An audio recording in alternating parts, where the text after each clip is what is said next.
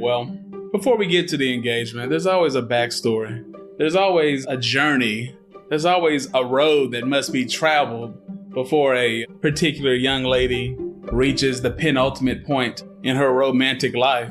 So let's start from the beginning. You were born in a cold, wet... No, that's too far at the beginning. Let's speed it up. Let's start at the point where you have received that high school diploma. Talk to me about your... You are now listening to the authentic male perspective on dating and relationships. What is he thinking? And now, without further ado, your host, Alexander B. Stevens. Today's podcast episode is entitled The Engagement. Ooh. Uh-oh. I bet you guys wonder what we're going to talk about today.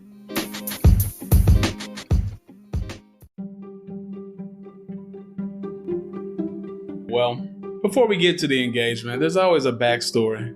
There's always a journey. There's always a road that must be traveled before a particular young lady reaches the penultimate point in her romantic life. So let's start from the beginning. You were born in a cold, wet... No, that's too far at the beginning. Let's speed it up. Let's start at the point where you have received that high school diploma. Talk to me about your love life, your romantic life. Did you have a high school sweetheart? I did. I had a high school sweetheart, went to proms. Then I went off to college and that changed a lot of things. And when you went to college, did you stick with this high school sweetheart? Did you leave him in your hometown? I left him in my hometown, but we still carried on the relationship probably my freshman year. But college expands your horizons, I'll say it that way, with dating options. And I think, too, he wasn't necessarily someone my family approved of. Oh, really? So that also affected the relationship, too. I thought this was the 21st century where women don't care what their parents think about whoever they're dating. Depends on which women, and I think it depends on their influence. And I took some of the men in my family's advice, and taking some of the men in my family's advice helped me see things a little bit differently. And so the relationship ended. Oh, I see. Okay.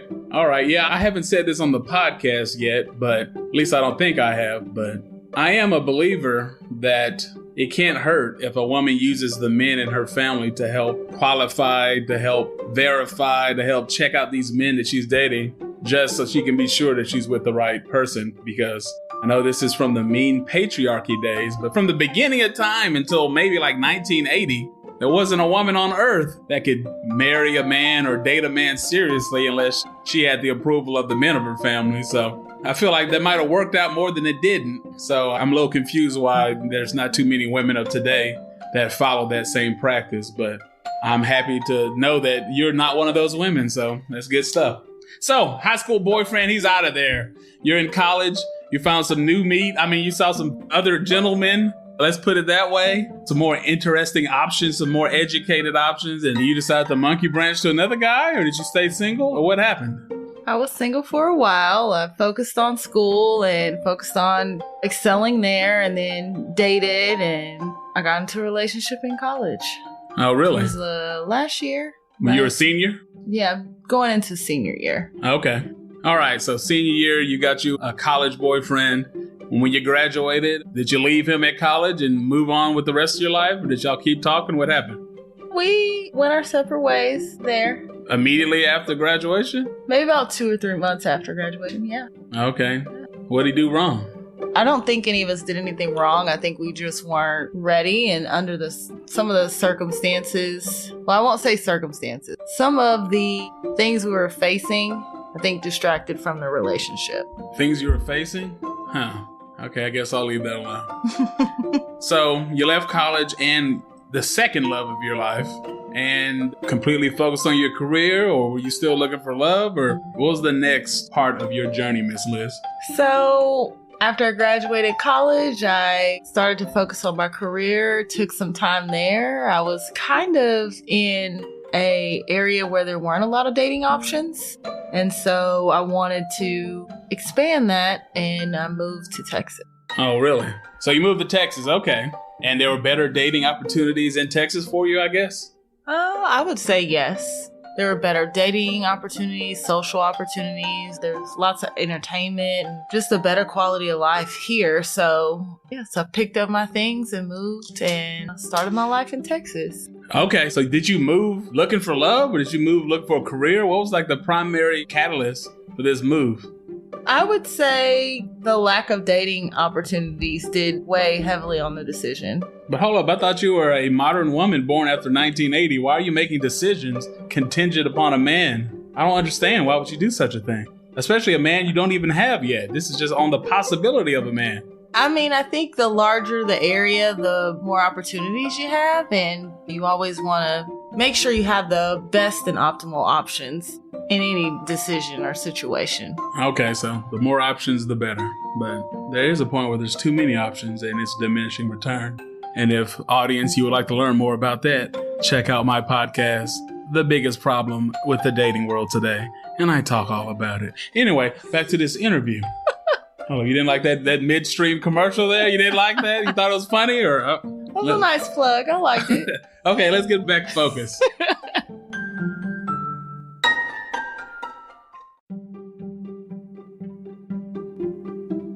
So, your love life skyrocketed and you found the man of your dreams 2 weeks after moving to Texas, and now we're to the engagement, right? That's what happened? Not quite. Oh. I dated some, and it took some time, I think, to really focus on what I wanted, what I needed, and eventually I got there.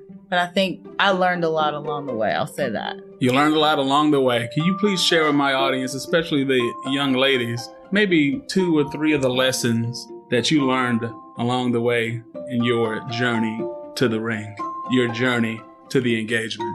I would say when you're dating, don't necessarily date all for looks. Don't date all for clout.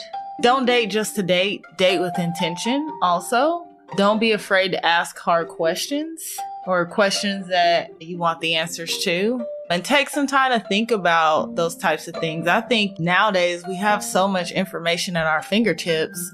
Take time to research a little bit on relationships and what to look for, both red flags and the opposite of a red flag. What's a go? Green flag. Green flag, I guess.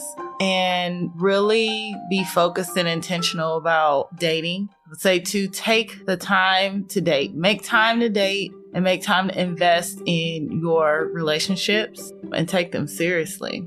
Take it seriously, dating. So you're telling me things just don't happen? You just don't live whatever life you want to, and the love of your life isn't just going to bump into you when you're picking oranges at the grocery store? Like you actually have to intentionally try to improve your love life and intentionally try to put yourself in position to find somebody you can spend the rest of your life with? Is that what you're telling me?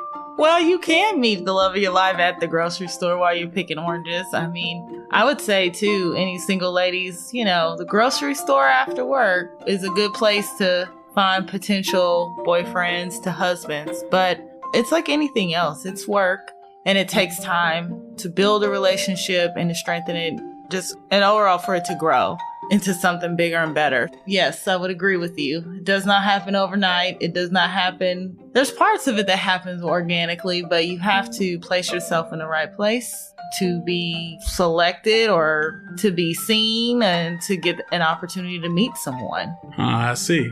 So basically you're telling me that you have to work for love. Work for love. One of my episodes from season 1. Go on ahead back in my catalog and check out that episode, Work for Love, for more explanation of what we're talking about here. How'd you like that second that second plug right there in the middle of this conversation? How'd you like that? Was that better? That was pretty good. Okay. Can't blame a guy for trying. Hey. That's right, Liz. Can't blame a guy for trying.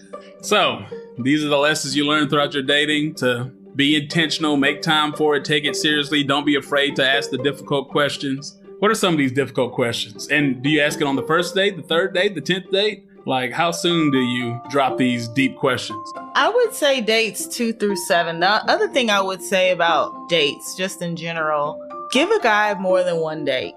Don't go on one date and rule it out. Go for a second date. You may be surprised. I know a lot of times on the first date, you're typically...